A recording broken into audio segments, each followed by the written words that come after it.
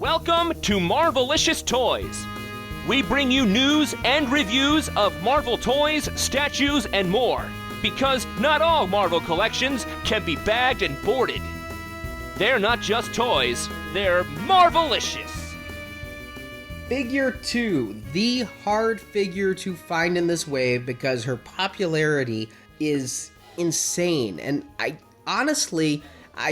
don't understand why she hit as hard as she did. Then again, why does anything become a massive overnight success? It's really hard to define. I think if people could figure that out, they would do it every time.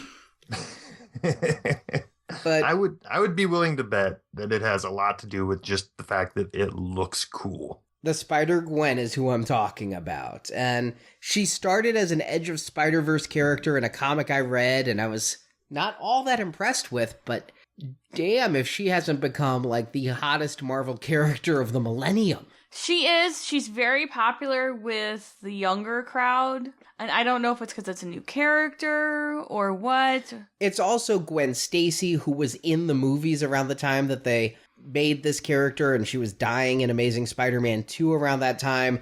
People knew Gwen where they may not have known Mary Jane.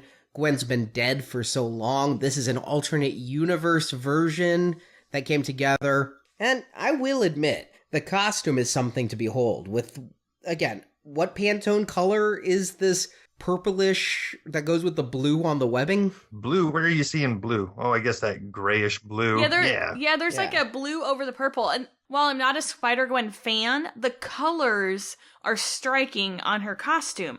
I love that purple, and then sometimes it's kind of like a pink with that bluish color, and then the white and the black. It really just pops. Yeah, it's almost like a raspberry sorbet type of color. Yeah, that's raspberry. Perfect. But I really like the colors. They are amazing. Yeah, I mean, just anecdotally, Rory digs this character, and it's not because of any history she has with Gwen Stacy or anything like that. I think she just thinks it looks cool.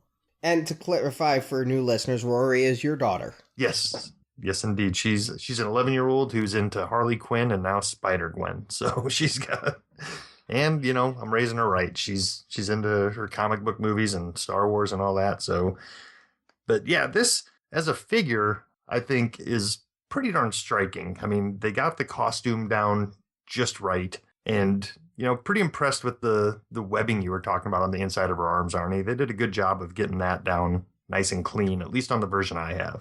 My version, I was going to ask you that. My version, and admittedly I have another one, it has horrible paint. Like awful, awful paint. Yes, the checkered blue lines are okay, but where the purple ends, or what color did you say? Raspberry. Where the raspberry ends and the white begins, it looks like smeared lipstick.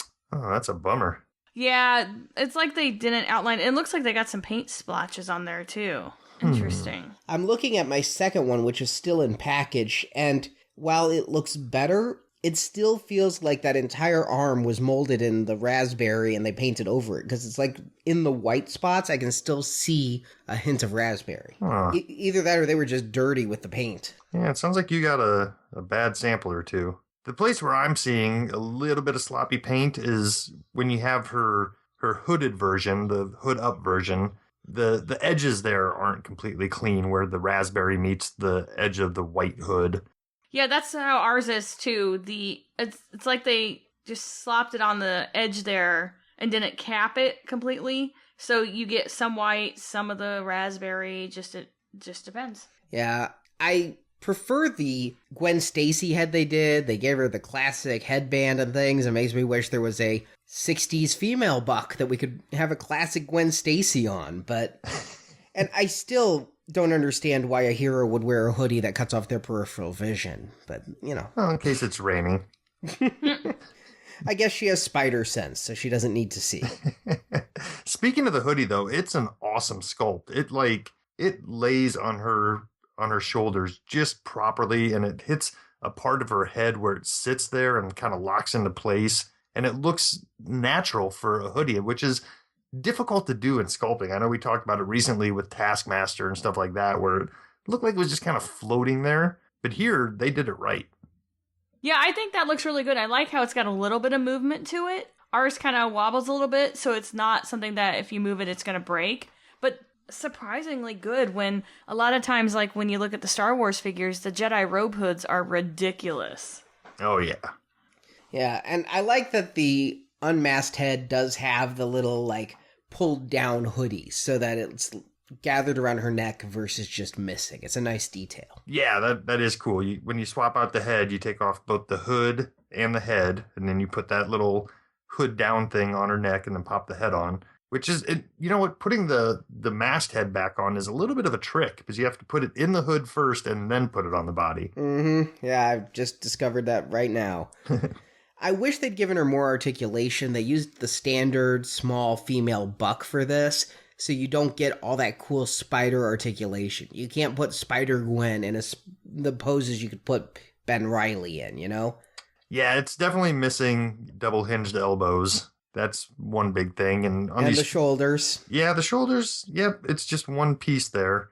And, you know, the females, they've done this thing where it's more of a rocker upper torso rather than an ab crunch. And one final detail that I thought was pretty cool was, you know, the addition of, like, this teal blue for the soles of her shoes. That is a nice detail. I guess, you know, they always try to be as accurate to the designs as they can. I think they could have gotten away with that. Hell, they've put out Miles Morales figures with no back paint, so... Right. But it's a good enough figure, and no matter what we say about it, it's going to sell like gangbusters, and that's why they're putting out a solid case of her. Thanks for watching this video.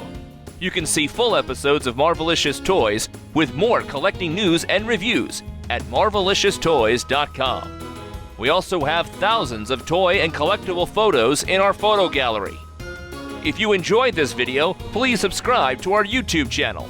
Until next time, make mine Marvelicious.